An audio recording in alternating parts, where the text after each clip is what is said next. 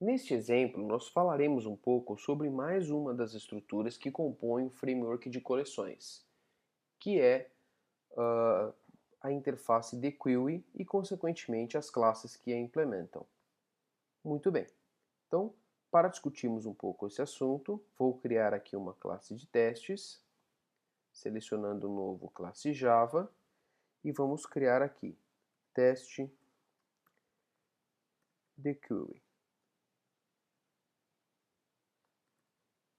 Muito bem. Vou remover aqui algumas linhas de comentário. Mas vamos lá. A característica básica das dequeries é justamente o que? Ser uma fila, uma query, no entanto, com dois lados, ou seja, com dois lados que eu posso inferir. Porque normalmente, quando nós falamos de uma estrutura de fila, o que pensamos? Ele tem uma entrada básica de informações e uma saída. E estas informações que são imputadas nessa estrutura, elas seguem o conceito básico de FIFO, ou seja, first in, first out. No entanto, a double query, ela tem essa característica de podermos inferir tanto no início quanto no fim, certo? Para exemplificarmos então, eu vou criar aqui meu método main, e para este exemplo eu vou trabalhar com um tipo de dequery chamado linked list. Então vamos lá.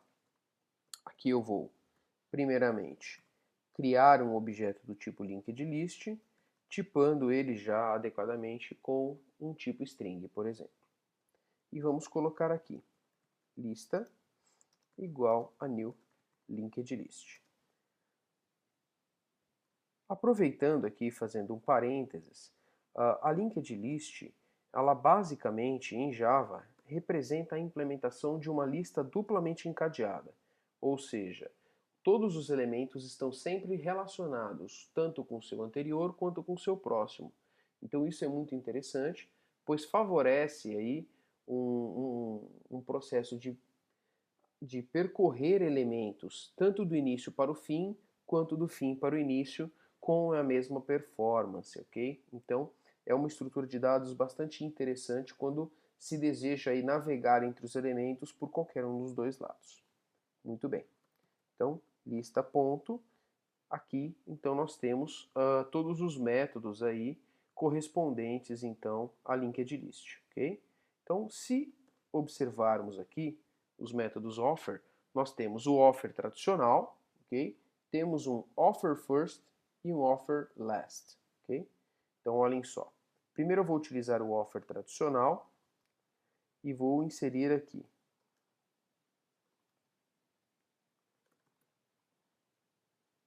elemento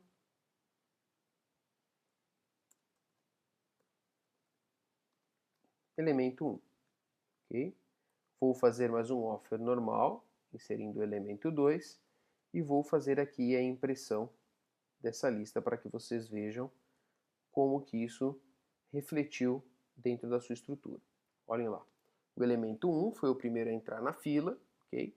E o elemento 2 foi o segundo.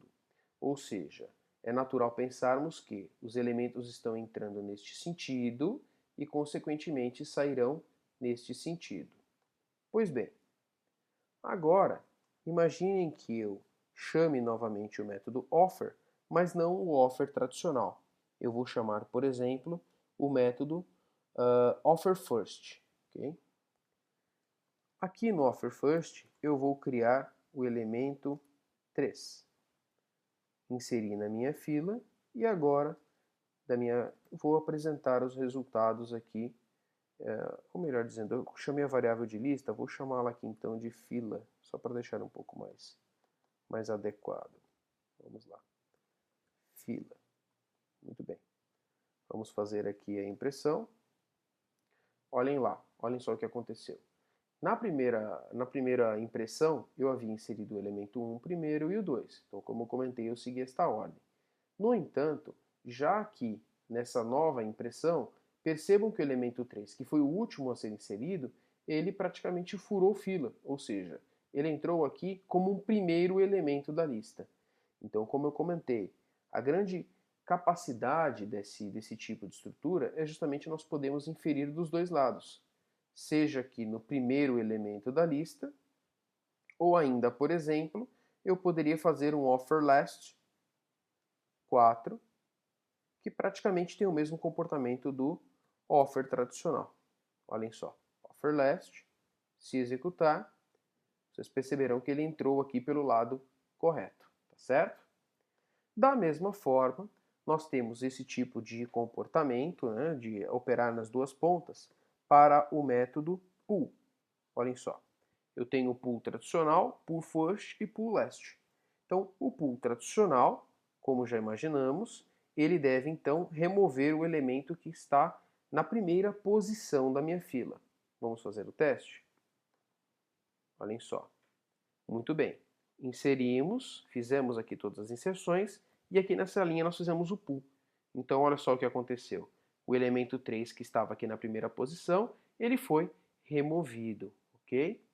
Então, pensando dessa forma, é natural pensarmos que o pull e o pull first, olhem só, pull first, eles têm basicamente a mesma operação. Vamos olhar novamente. Olhem só, o elemento 3 foi removido aqui naquela linha e depois o elemento que foi removido foi o 1. Aí ficamos apenas com o 2 e com o 4, ok? No entanto, se pensarmos aqui numa próxima operação de pull, é natural imaginarmos que o elemento que seria removido dessa fila seria o 2, pois é ele que está ocupando a primeira posição. No entanto, como eu comentei, partindo do princípio que estamos trabalhando com uma dequery, eu posso operar na outra extremidade, ou seja, ao invés de fazer aqui um pull first, eu posso fazer fila.pull last. Dessa forma, eu estaria inferindo na outra ponta da minha fila. Vamos confirmar? Olhem só, o 2 permaneceu.